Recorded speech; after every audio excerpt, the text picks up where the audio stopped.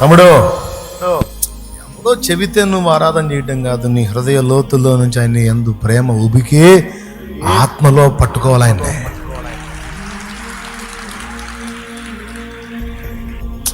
దాని ఫోర్స్ వేరుగా ఉంటుంది. ఏదో వచ్చామా, నిలబడ్డామా, ఆదరించుకున్నాం, కాసేపు రోడ్ల మీద తిరిగామా, వచ్చామా, కాసేపు కూర్చున్నాం, 4 ముక్కలు చెవులో 4 ముక్కలు బయట వేసామా, వెళ్ళిపోయామా అన్నది కాదు. ఆరాధన చేసిన, ప్రార్థన చేసిన, వాక్యం చదివినా, వాక్యం విన్నా, ఆఖరికి దేవునితో కనెక్ట్ అయినా కూడా 2 రకాలు ఉంది నాన్న. శారీరకంగా దేవునికి దగ్గర అవటం ఉంది, ఆత్మలో కలుసుకోవటం ఉంది. దేహంతో ఆరాధించటం ఉంది, ఆత్మతో ఆరాధించటం కూడా ఉంది. ఆయనే చెప్పాడు కదా, ఆత్మతో ఆరాధించు అన్నాడంటే దేహంతో ఆరాధించటం కూడా ఉందిగా.